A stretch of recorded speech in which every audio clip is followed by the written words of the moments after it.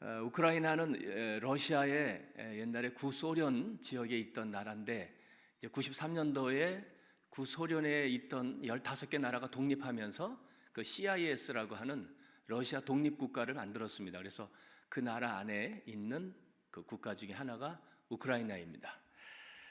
우크라이나는 남한의 한 6배 정도 되는데요. 인구는 한국보다 좀 작고 그 다음에 사계절도 뚜렷하게 있습니다. 그런데 이제 지정학적으로는 그 우크라이나 북쪽이 모스크바가 있습니다.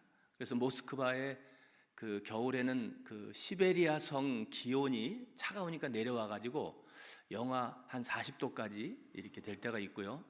또 여름에는 우크라이나 남쪽이 크림반도 얄타 회담이 있었던, 그래서 바로 밑에가 지중해가 있습니다. 터키, 이스라엘 지중해가 있는데 그 지중해 기온이 여름에는 또 올라와서 영상 40도, 그래서 40도, 이게 80도 간격에 있는 나라가 우크라이나입니다.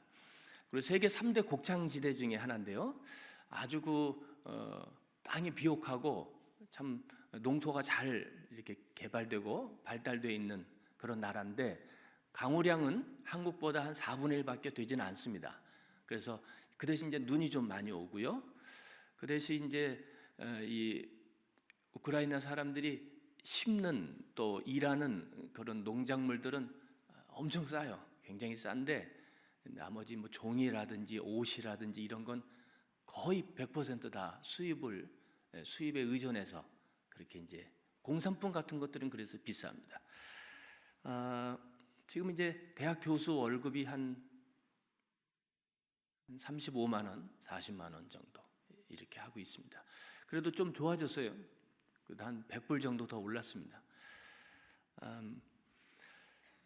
한국의 한 80년대 한 중반, 좀 시골만 가면 아직도 한 80년대 초반 정도의 그런 향수가 있습니다. 저는 이제 어릴 때 그런 향수를 경험해서 좋은데 그 사람들은 뭐 살기 힘들어가지고 그렇게 살고 있습니다. 제가 우리 당 회장님은 제가 22년 됐는데요. 97년도에 이제 여의도에 시험을 쳐서, 저는 그때 이제 전라도 광주 순복음교회에서 전도사로 이렇게 사역을 하고 있다가 여의도에 시험을 쳐서 합격을 해서 처음에 그 빨간 명찰 그 신규로 왔을 때 그때 도봉성전에 담임 목사님으로 계셨었습니다. 그래서 그 윤정남 목사님은 저에게 이렇게 순복음교회에 처음 와서 제자계 그때 이제 지성전에 담임 목사님을 제가 이제 처음 뵀습니다. 그래서 목회로서의 어떤 그런 멘토와 같은 그런 것들을 제가 많이 보고 배운 분이 윤정남 목사님이십니다. 그래서 너무 크신 어른이시라 이렇게 제가 면전에서 감히 설교를 하는 게 사실은 보이지 않지만 제가 지금 아래쪽이 많이 떨리고 있는데요. 저를 위해서 좀 불쌍히 여기시고 기도해 주시기를 바라고요. 너무너무 제가 존경하고 또 정말 우리 목사님의 이미지는 이 야전군 사령부 그 사령관 같으신 정말 그런 아주 그 카리스마도 있으시고 너무너무 어떤 저한테는 크신 어른이십니다. 두서없이 이렇게 흥분돼 갖고 지금 오늘 그 목사님 읽으신 16절 17절 말씀이 너희가 하나님의 성전이라고 그랬습니다. 저와 여러분이 하나님의 성전인 거 믿으시기 바랍니다. 하나님의 성전이라고 하는 것은 하나님의 성령께서 우리 안에 거하실 때 그것을 성전이라고 말하고 있는 것입니다. 그러므로 사실은 이 건물 자체는 성전은 아닙니다. 이것은 예배당입니다. 만약에 우리 교회가 더 5배, 10배 크게 부흥해서 더 큰 건물을 얻어서 이사가고, 예를 들어서 여기에 무슨 흥국생명이나 뭐 삼성생명이나 이런 회사가 들어온다. 그럼 이거는 더 이상 이거는 성전이 아닌 것입니다. 물론 모이는 예배도 있고 흩어지는 예배도 있지만 교회는 바로 여러분, 하나님 그 마음 가운데 성령을 모시고 사는 여러분이 교회입니다. 그런데 그 하나님의 성령이 거하시는 그 사람을 하나님의 성전이라고 말했는데, 하나님의 성전은 우리 안에 그리스도가 계신다고 하는 이 말을 좀 더 구체적으로 설명하면, 요한복음 1장 14절에 말씀이 육신이 되어 우리 가운데 거하심에 우리가 그 영광을 보니 아버지의 독생자의 영광이요 은혜와 진리가 충만하더라 그랬습니다. 말씀이 육신 되셨다. 요한복음 1장 1절에 태초에 말씀이 계셨습니다. 이 말씀이 하나님과 함께 계셨어요. 말씀은 영이시고 생명이고 빛이고 그리스도이십니다. 그 영이신 말씀이 육신으로 이 땅에 오셨다는 거예요. 그래서 유진 피터슨이라고 하는 아주 훌륭한 그 신학자가 그의 신약 전서라고 하는 책에 이걸 이렇게 설명을 해놨어요. 피와 살로 이루어진 모습으로 우리 옆집에 이사 오셨다. 어떤 목사님이 설교 때 이런 예화를 하셨어요. 어떤 분이 이제 예를 들어서 아파트에 살고 있는데 방이 4칸짜리예요. 그런데 이제 아들이 쓰던 방을 미국으로 유학을 가면서 방이 비었어요. 그래서 그 방을 놀리기가 뭐해서 이제 하숙을 좀 해야 되겠다. 근데 복도방에 전화를 했는데 갑자기 그냥 복도방 주인이 막 반색을 하면서, 그렇지 않아도 내가 지금 급하게 집을 구하는 분이 있는데 내가 이분을 만났더니 너무너무 훌륭하다는 거예요. 내가 지금까지 태어나서 만나본 사람 중에 이렇게 훌륭하고 이렇게 겸손하고 이렇게 멋진 분을 내가 본 적이 없다는 거예요. 그러니까 집주인에게 당신이 그냥 그분 얼굴 볼 필요 없이 내 말을 믿고 그냥 사인을 좀 하셔도 괜찮다고. 그래서 이 집주인이 그 말만 믿고 사인을 했어요. 그리고 그 다음날 이제 이사 오겠다고 하는 분이 그 다음날 이제 아침에 초인종을 누릅니다. 그래서 이제 궁금했어요. 어떤 분인데 이렇게 복도방 주인이 이렇게 그렇게 칭찬하신가. 그래서 문을 탁 열었는데 거기에 예수님이 가방을 들고 서 계신 것입니다.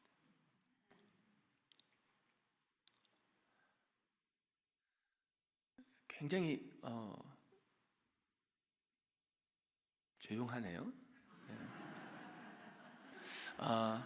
예수님이 이분이 그냥 잠깐 오셔서 식사하시고 이렇게 기도해 주시고 가시는 게 아니고 우리 집에 살려고 가방을 들고 오셨어요.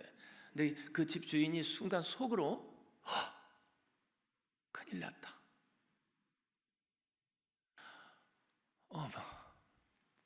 예수님하고 이제 함께 살 생각을 하니까 그분이 어떤 분이신가요?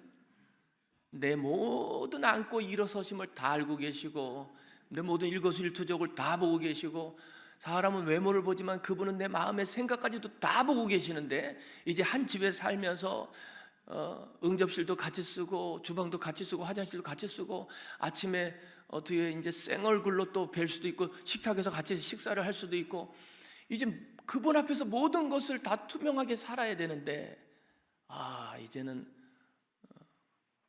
옛날처럼 살았던 모든 삶의 스타일은 더 이상 끝난 겁니다. 옛날이요. 이제 더 이상 재미가 없겠다. 옛날처럼 반바지 입고 리모컨 들고 소파에 누워서 TV 보고 과자 먹고 이제 그런 것도 이제 다 물 건너갔고, 전화기에 대고 막 이 사람 저 사람 욕하고 흉보가면서 살아왔던 것도 이제 다 끝났고, 그분이 그 주님이 우리 집에 와서 사시는 그 순간에는 이제 내 모든 과거의 삶은 이제 옛날에 살았던 삶의 스타일은 끝난 거죠. 속으로 이럴 줄 알았으면 얼굴이라도 보고 사인할 걸.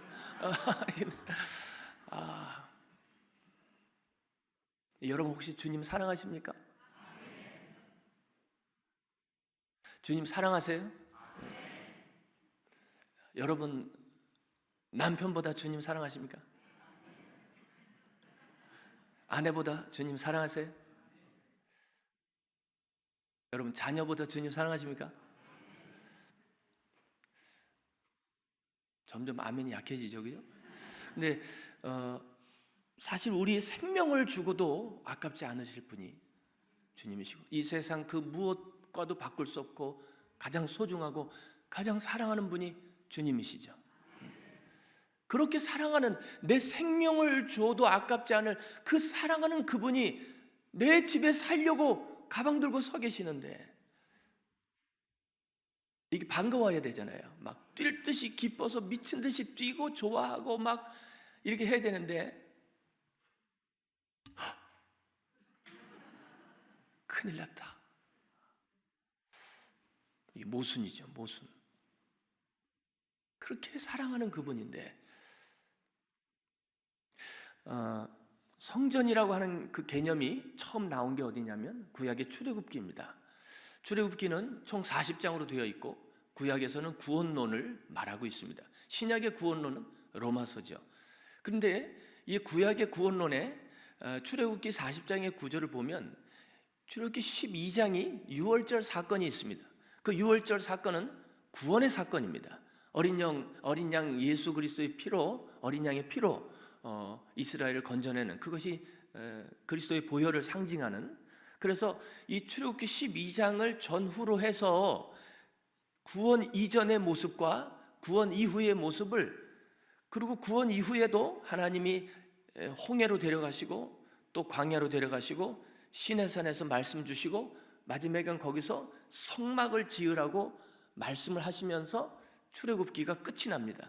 그러니까 출애굽기 구조가 뭐냐면, 예수 믿기 이전에 430년 동안 애굽에서 바로의 종노릇하고 그 사탄의 죄의 종노릇하고 살았던 이스라엘 백성을 어린 양의 피로 구원하시고 그들을 그 애굽에서 건져내셔서 하나님의 약속의 땅으로 데려가시는 과정의 마지막에 하나님의 성전을, 성막을 짓는 것으로 끝이 나기 때문에 구약의 구원론은 하나님을 알기 이전 죄인의 모습을 가지고 살던 백성들을 구원하셔서 무엇을 만드느냐? 하나님의 교회를 만드는 것으로 끝이 난다 이 말이죠. 그러니까 하나님의 목적이 뭐냐면 결국 저와 여러분을 예수의 피로 구원하셔서 우리를 하나님의 교회를 만드시는 것이 하나님의 목적인 것입니다. 이것이 에베소서 1장에 창세전에 하나님이 계획하셨던 것이에요. 그것이 사실은 비밀이었는데 그 비밀이 예수 그리스도를 통해서 나타나게 되어졌는데, 그것이 바로 교회입니다. 하나님은 이 교회를 통해서 모든 세상 만유를 통일하시려고 하는 계획을 가지고 계시는 거예요. 그러니까 하나님의 목적은 죄인을 구원하셔서 교회로 만드는 거예요. 이것이 구약의 출애굽기 구조거든요. 그런데 재밌는 것은 출애굽기 3장 7절 8절에 이런 말씀이 있습니다. 이것은 출애굽기 전체의 요약이라고 할 수 있고 핵심 구절이라고도 할 수 있습니다.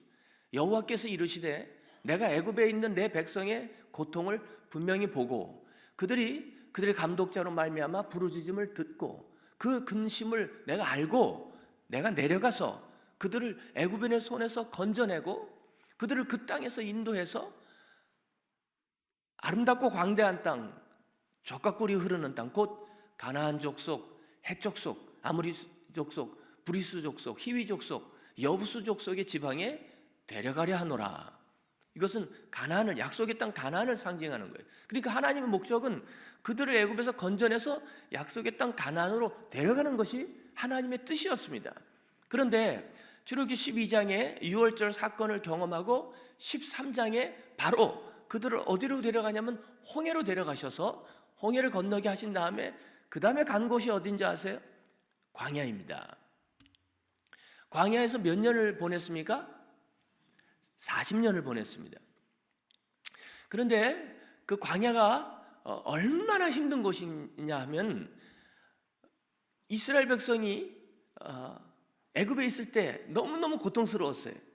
인구가 막 늘어나니까 그 애굽의 바로 왕이 불안해서 인구 제한 억제 정책을 핀 거죠. 그래서 그 사람들의 모든 전토와 가옥과 모든 재산을 국가 소유로 다 몰수해버리고 건강한 남자들은 다 내보내서 강제로 중노동을 시키고, 그래도 계속 자녀들이 인구가 늘어나니까 남자들은 죽이고 그것도 안 되니까 남자아이들을 나일강에다가 던져서, 이런 정말 상상할 수 없는 그런 고통 속에 살던 이스라엘 백성이, 그래서 하나님께서 모세를 통해서 출애굽을 하려고 할 때 남녀노소 불구하고 한 사람도 예외 없이 모두 다 그 애굽에서 나왔습니다.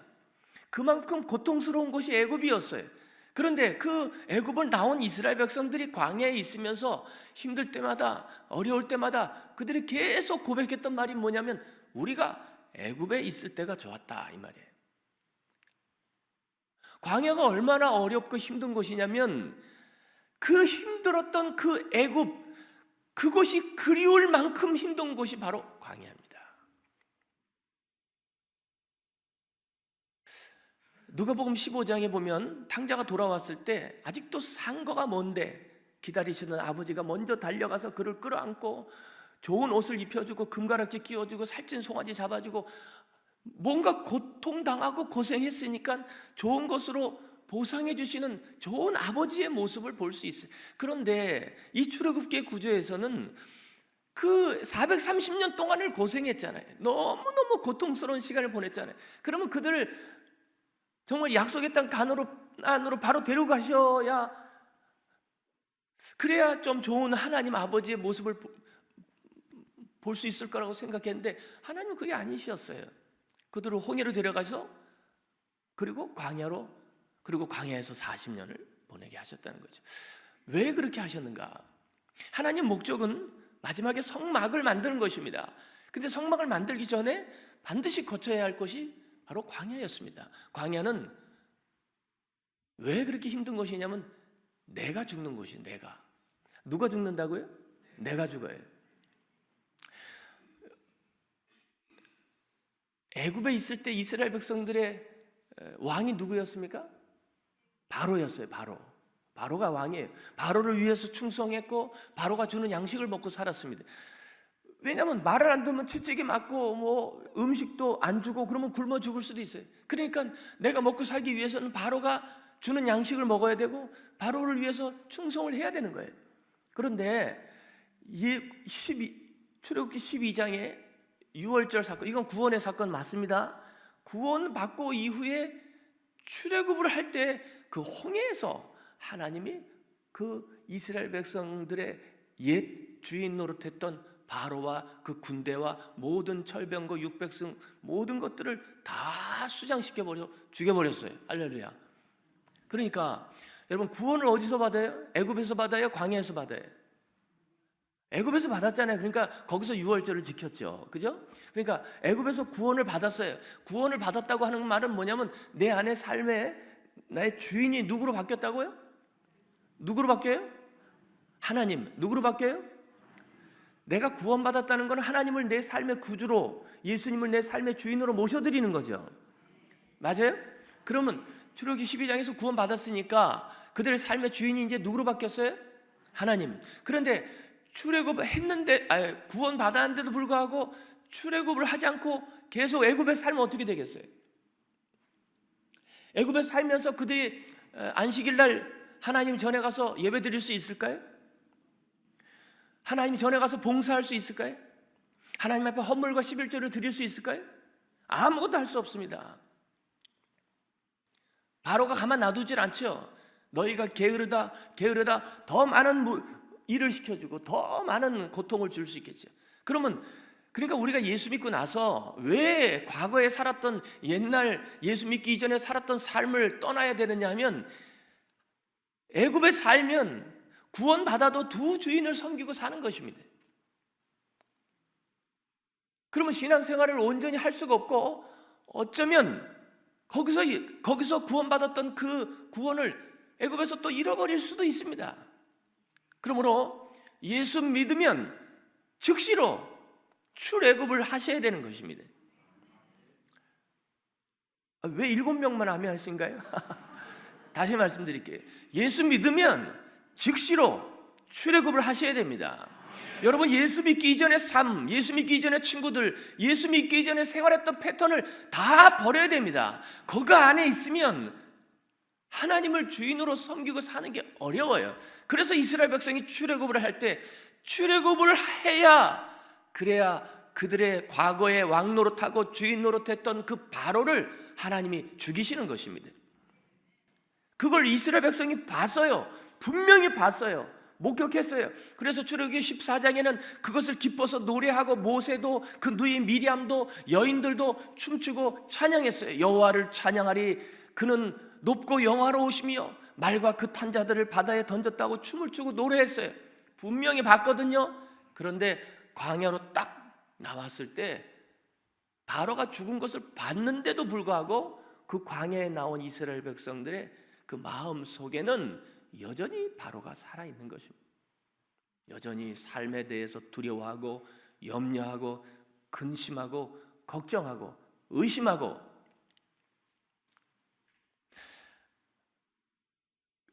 그것이 다 어디서 나오느냐? 이제 자기 애착에서 나오는 것입니다. 중요한 얘기를 하나 하려고 하는데요, 애굽에 있을 때 이스라엘 백성들의 주인이 누구라고요? 바로였어요.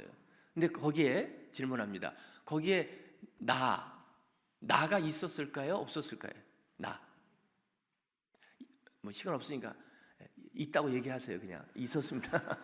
있었어요. 나가 있었어요. 그런데 죽은 듯이 있었어요. 마치 감옥에 갇혀 있는 것처럼.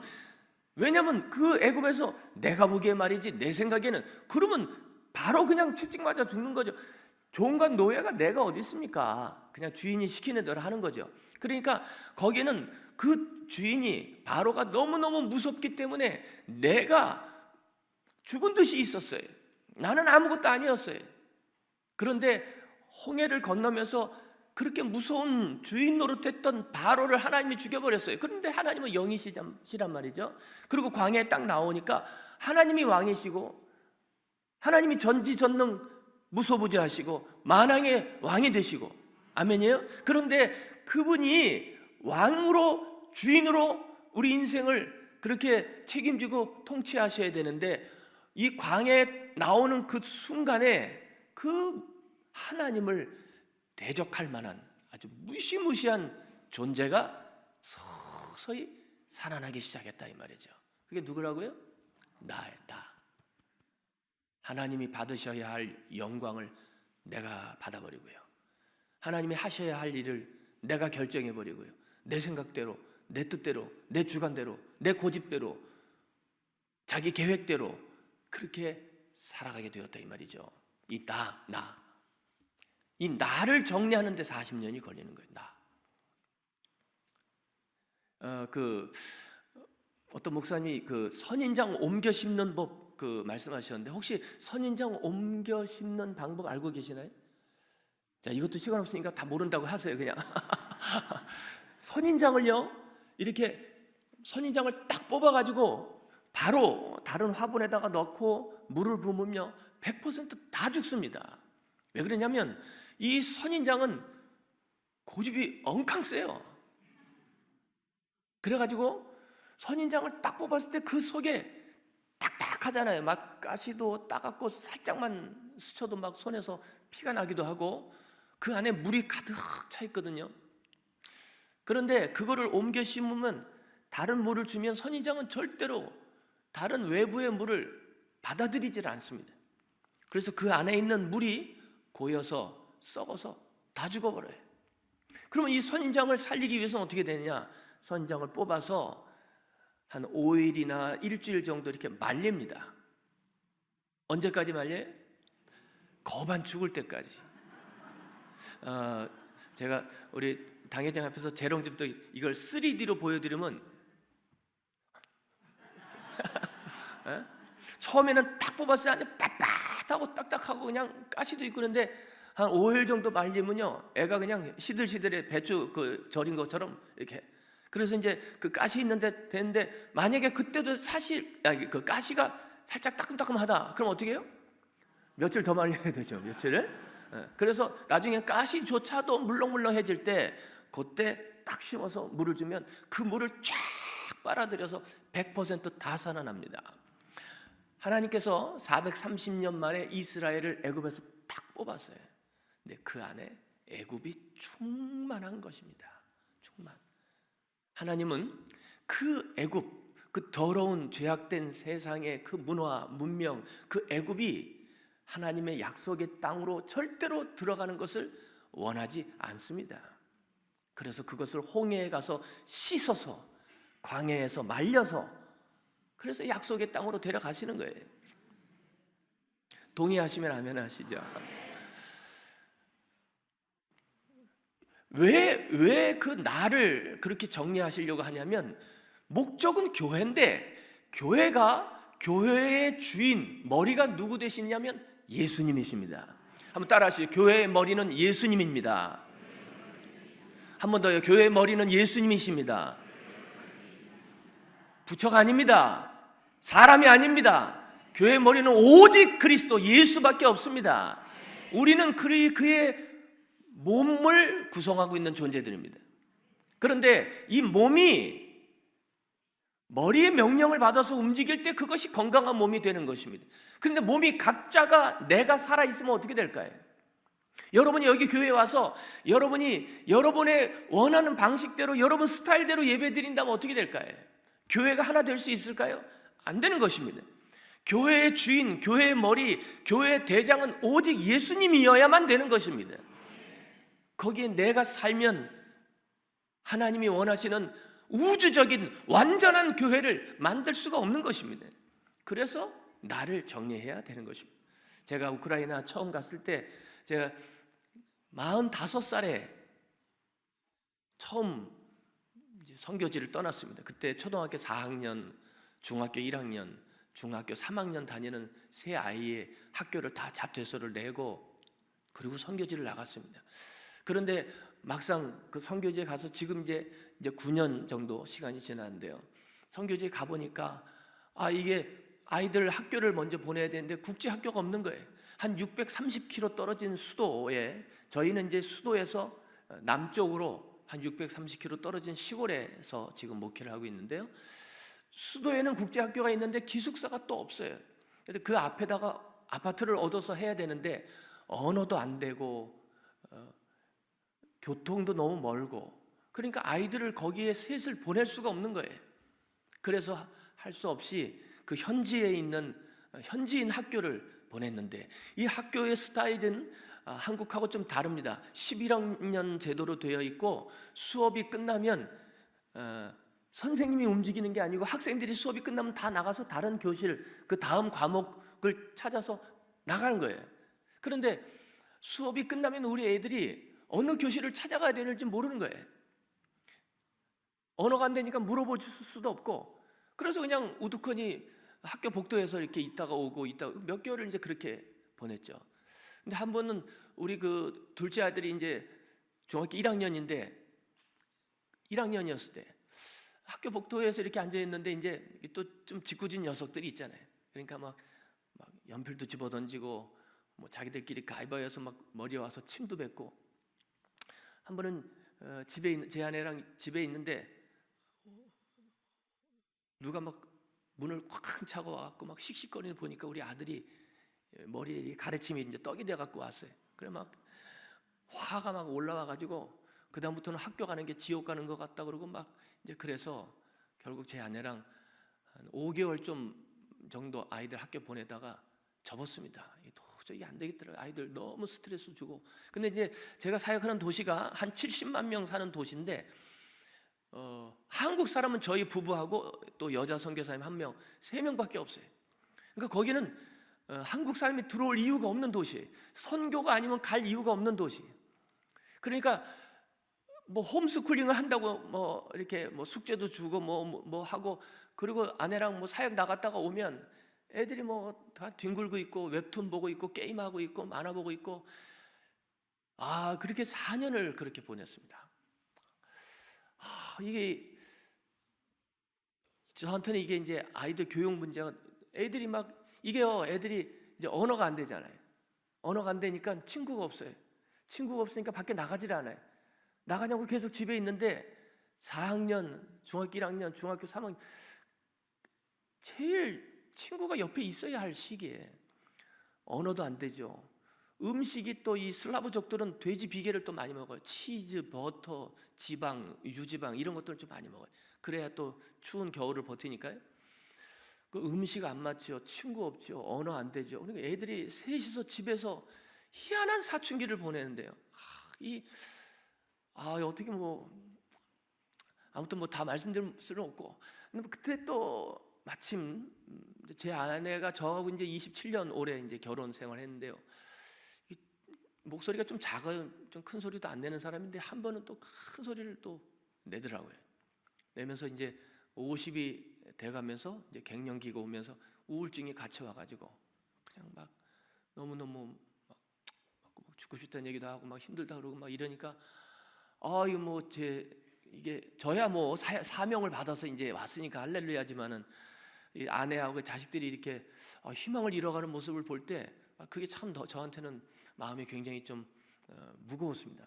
근데 그때 저의 사역이 뭐냐면, 저는 우크라이나는 100% 현지인 사역입니다. 제가 지금 이제 땅이 한 2,000평 정도 있고요.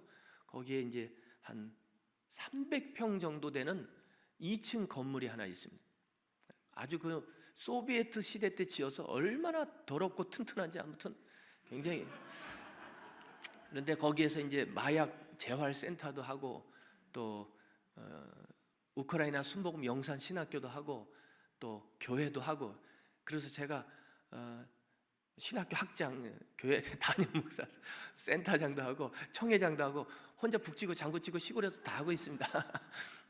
그런데 이제 마약 중독자들을 센터를 하고 있는데 그 중독자들이 많아요.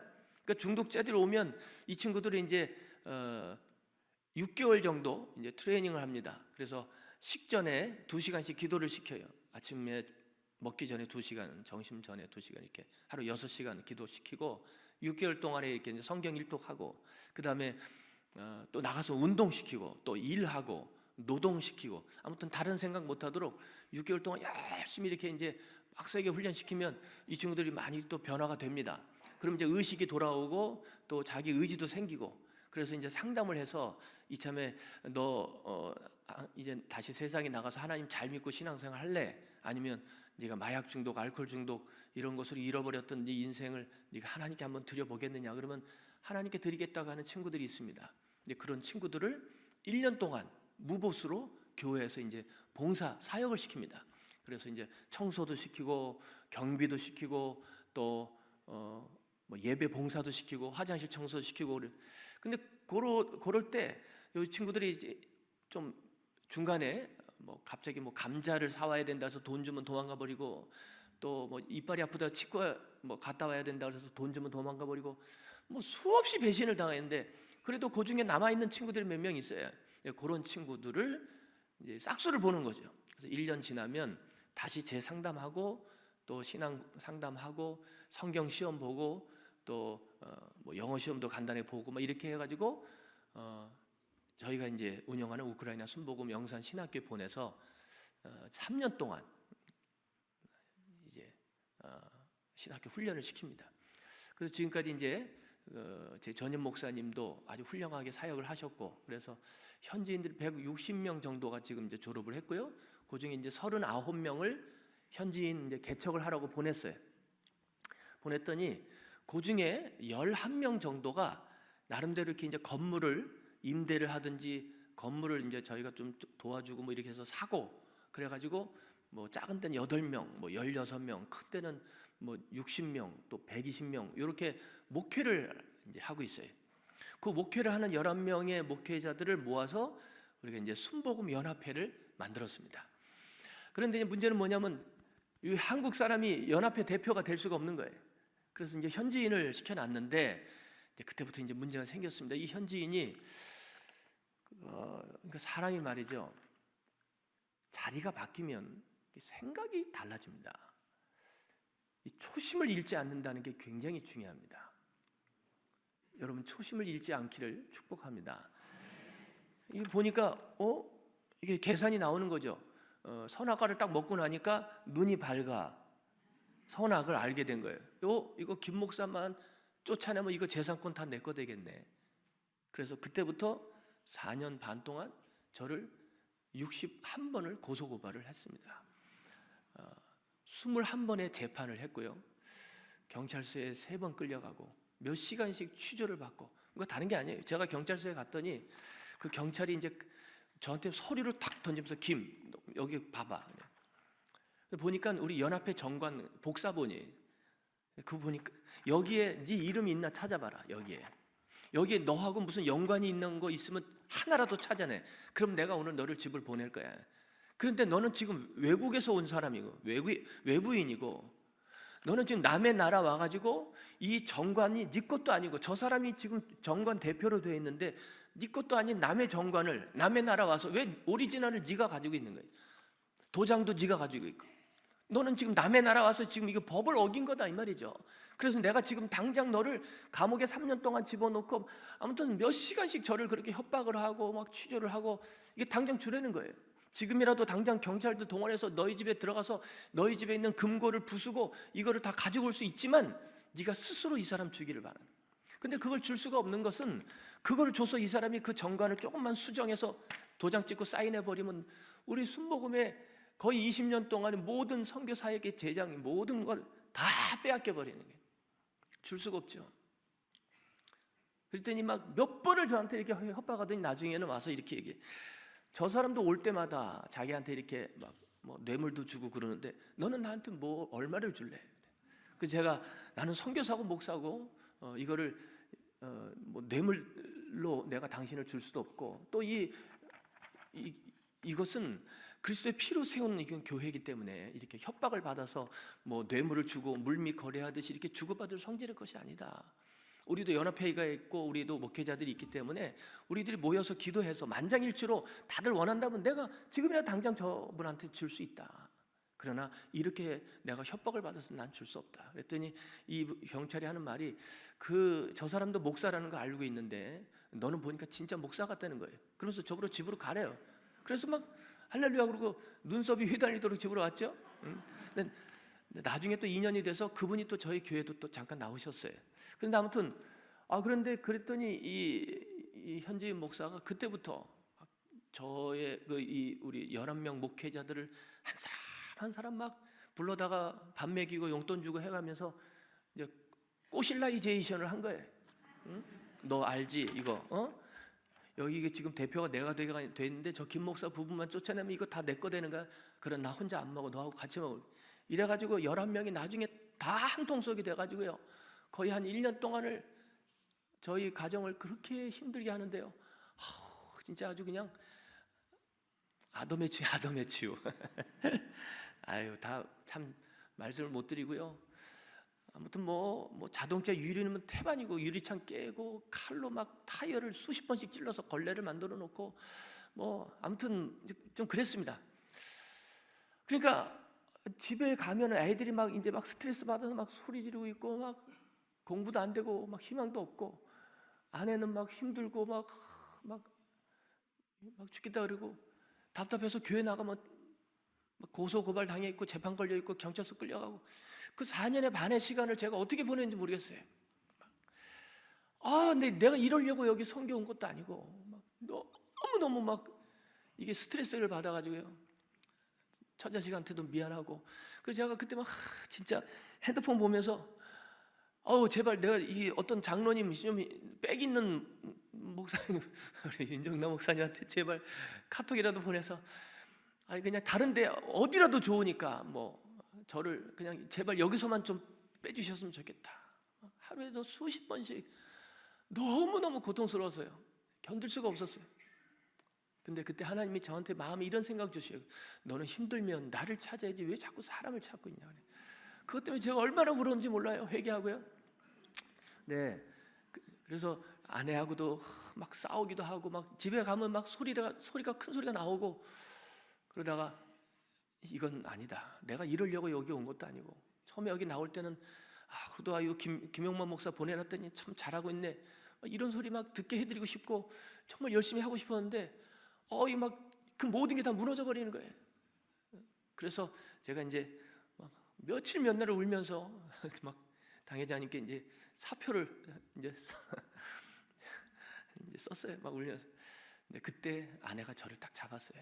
여보, 나하고 우리 애들은 당신이 어디를 가자 그러면 어디든지 갈 거야, 어디든지.